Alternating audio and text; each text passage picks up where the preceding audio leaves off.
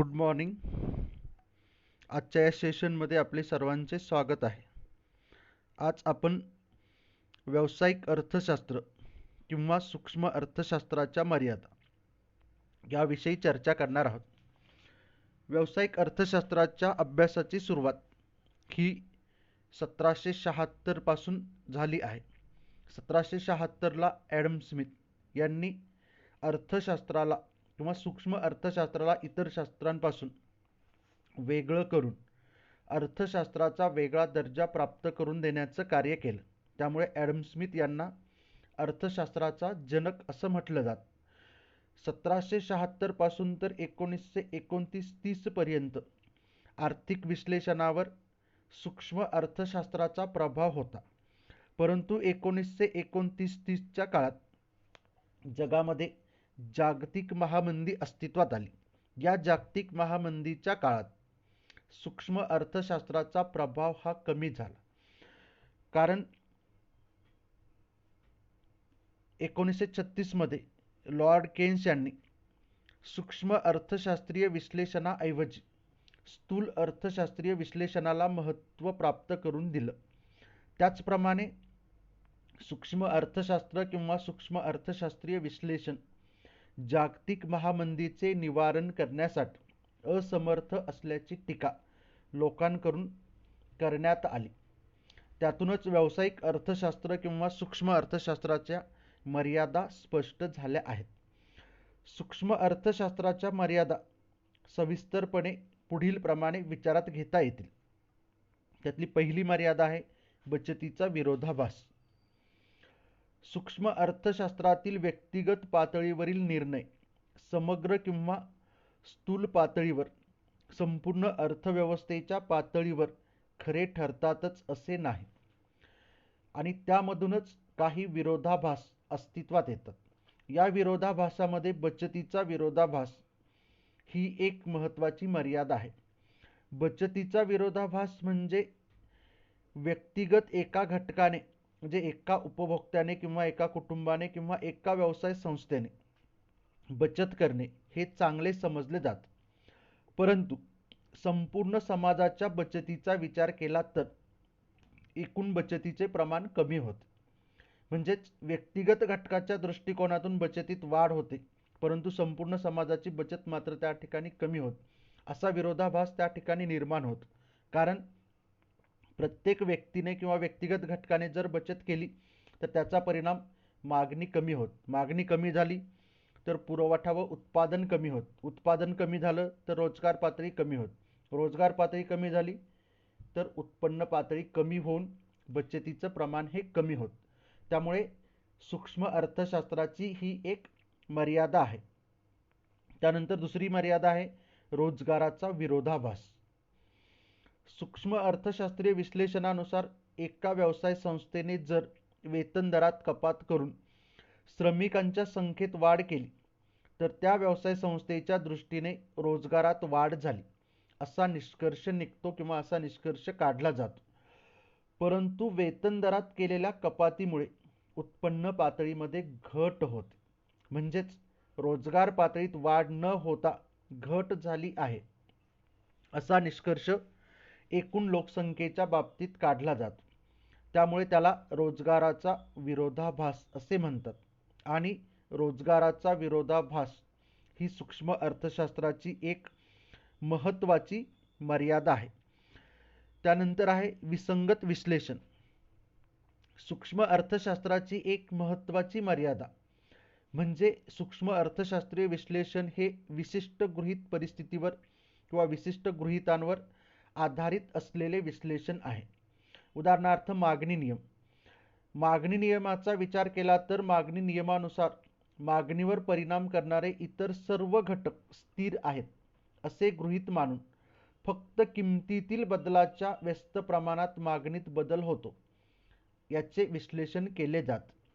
म्हणजेच मागणीवर परिणाम करणारा उपभोक्त्याचं उत्पन्न असेल, उपभोक्त्याची आवड निवड असेल, लोकसंख्येत होणारा बदल असेल, पर्याय व पूरक वस्तूंच्या किमतीत झालेला बदल असेल, नैसर्गिक परिस्थितीमध्ये झालेला बदल असेल, हे सर्व घटक स्थिर आहेत असं गृहीत मानलं जातं. परंतु प्रत्यक्षात अर्थव्यवस्थेतील कोणताही घटक कधीही स्थिर राहत नाही. वस्तूच्या किमतीत वाढ झाली असतानाच उपभोक्त्याच्या उत्पन्नामध्ये जर वाढ झाली तर विशिष्ट वस्तूच्या मागणीत घट होण्याऐवजी त्या वस्तूच्या मागणीमध्ये वाढ होते. त्यामुळे मागणी नियमाच्या विश्लेषणात विसंगती निर्माण होते आणि ही सूक्ष्म अर्थशास्त्राची एक मर्यादा आहे. त्यानंतर किचकट आणि गुंतागुंतीचे विश्लेषण. सूक्ष्म अर्थशास्त्रात अर्थव्यवस्थेतील सूक्ष्म घटकांच्या आर्थिक वर्तणुकीचा अभ्यास केला जातो.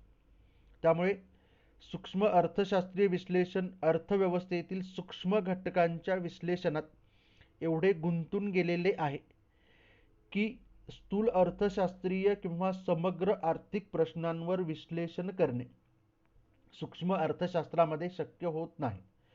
त्यामुळे सूक्ष्म अर्थशास्त्रीय विश्लेषण हे किचकट किंवा गुंतागुंतीचे आहे असे म्हटले जाते. त्यानंतर फक्त वैयक्तिक घटकांना उपयुक्त. सूक्ष्म अर्थशास्त्रीय विश्लेषण हे फक्त वैयक्तिक घटकांना म्हणजेच एक व्यक्ती, एक कुटुंब व एक व्यवसाय संस्था यांनाच उपयुक्त आहे. त्यामुळे समग्रलक्षी आर्थिक विश्लेषणाला त्याचा उपयोग होत नाही. उदाहरणार्थ, एका व्यक्तीच्या दृष्टिकोनातून विचार केल्यास आपल्या उत्पन्नातून तो आपला खर्च निश्चित करतो, तर सरकारचा किंवा सार्वजनिक घटकाचा विचार केल्यास आपल्या खर्चानुसार ते उत्पन्न प्राप्त करण्याचा प्रयत्न करते. म्हणजे व्यक्तिगत घटक आपल्या उत्पन्नानुसार खर्च निश्चित करतो, तर सार्वजनिक क्षेत्र आपल्या खर्चानुसार त्या ठिकाणी उत्पन्न प्राप्त करण्याचा प्रयत्न करते. त्यामुळे या ठिकाणी एक म्हण किंवा ते तत्व लागू पडते. वैयक्तिक खर्चाच्या बाबतीमध्ये अंथरूण पाहून पाय पसरावे हे तत्व किंवा ही म्हण लागू पडते, तर सार्वजनिक किंवा सरकारी खर्चाच्या बाबतीत पसरलेल्या पायानुसार अंथरूण प्राप्त करणे हे तत्व लागू पडते. कारण सरकार अगोदर खर्च निश्चित करते आणि त्यानुसार उत्पन्न प्राप्त करण्याचा प्रयत्न करते. त्यामुळे सूक्ष्म अर्थशास्त्रीय विश्लेषण हे फक्त वैयक्तिक घटकांनाच उपयुक्त ठरते अशी एक मर्यादा आहे.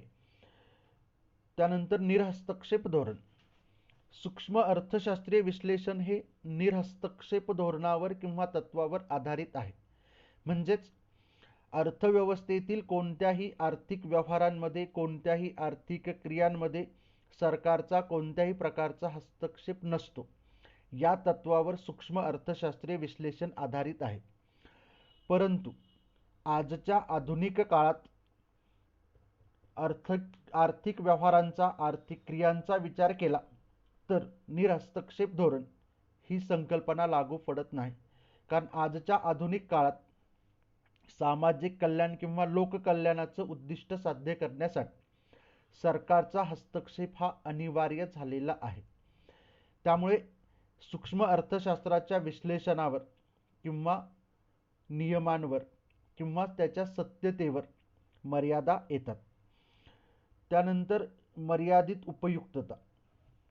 सूक्ष्म अर्थशास्त्राच्या साहाय्याने एकूण रोजगार, एकूण पैसा, एकूण राष्ट्रीय उत्पन्न, सार्वजनिक आयव्यय इत्यादी समग्र पातळीवरील प्रश्नांचा अभ्यास करता येत नाही.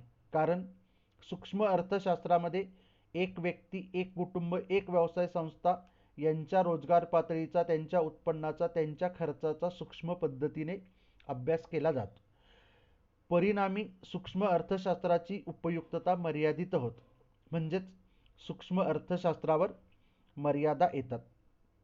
अस्पष्टपणा किंवा अवास्तविकता.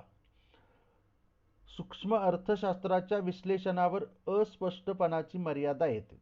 कारण सूक्ष्म अर्थशास्त्रामध्ये काढलेले निष्कर्ष हे वास्तविक परिस्थितीशी किंवा वास्तव जगाशी जुळणारे नसतात. आर्थिक घटनांचे विश्लेषण करताना सूक्ष्म अर्थशास्त्र संपूर्ण अर्थव्यवस्थेची माहिती विचारात घेत नाही, तर अर्थव्यवस्थेतील एखाद्या विशिष्ट घटकाच्या माहितीच्या आधारावरच निष्कर्ष काढलेले असतात. त्यामुळे असे निष्कर्ष संपूर्ण अर्थव्यवस्थेला लागू पडत नाहीत. ही सूक्ष्म अर्थशास्त्राची एक मर्यादा आहे. त्यानंतर मौद्रिक व राजकोषीय धोरण. सूक्ष्म अर्थशास्त्रामध्ये मौद्रिक व राजकोषीय धोरणाचा अभ्यास केला जात नाही. मौद्रिक धोरण म्हणजे ज्या धोरणामध्ये देशातील पैशाची मागणी, पैशाचा पुरवठा व व्याजदर निश्चित केला जातो असे धोरण होय. तर ज्या धोरणामध्ये सार्वजनिक उत्पन्न, सार्वजनिक खर्च आणि कर रचना या घटकांचा अभ्यास केला जातो त्याला राजकोषीय धोरण असं म्हटलं जातं. मौद्रिक आणि राजकोषीय धोरण निश्चित करण्याचं कार्य मध्यवर्ती बँक आणि मध्यवर्ती सरकारमार्फत केलं जातं आणि त्याचा संबंध किंवा त्याचा परिणाम हा संपूर्ण अर्थव्यवस्थेशी असतो. सूक्ष्म अर्थशास्त्रात राजकोषीय किंवा मौद्रिक धोरणाचे विश्लेषण करता येत नाही. म्हणजे सार्वजनिक आयव्यय, परराष्ट्रीय व्यापार, आर्थिक विकास, राष्ट्रीय उत्पन्नाचे विभाजन, पैशाची मागणी, पैशाचा पुरवठा, सार्वजनिक कर्ज, कर रचना इत्यादी प्रश्नांबाबत सूक्ष्म अर्थशास्त्रामध्ये योग्य विश्लेषण करता येत नाही. त्यानंतरची मर्यादा आहे की उत्पादन वाढ दुर्लक्षित केली जाते. सूक्ष्म अर्थशास्त्रामध्ये जी वेगवेगळी गृहीते मांडली जातात त्यामध्ये अर्थव्यवस्थेत पूर्ण रोजगार अस्तित्वात आहे हे एक महत्त्वाचे गृहीत आहे. पूर्ण रोजगाराच्या परिस्थितीत रोजगार पातळी व उत्पादनात वाढ होऊ शकत नाही असा त्याचा अर्थ होतो. जर अर्थव्यवस्थेमध्ये पूर्ण रोजगार असेल तर कुठलाही घटक त्या ठिकाणी बेरोजगार राहत नाही. त्यामुळे उत्पादनात वाढ होत नाही किंवा रोजगार पातळीत वाढ होण्याचा प्रश्न अस्तित्वात येत नाही. परंतु प्रत्यक्ष अर्थव्यवस्थेत रोजगार व उत्पादनात वाढ होते, परंतु ती वाढ मात्र पूर्ण रोजगाराच्या गृहीतामुळे दुर्लक्षित होते. उत्पादनातील वाढ महत्त्वाची असतानाही सूक्ष्म अर्थशास्त्रात त्याकडे दुर्लक्ष केले जाते. ही सूक्ष्म अर्थशास्त्राची एक मर्यादा आहे. त्यानंतर बाजार यंत्रणेला अवास्तव महत्त्व.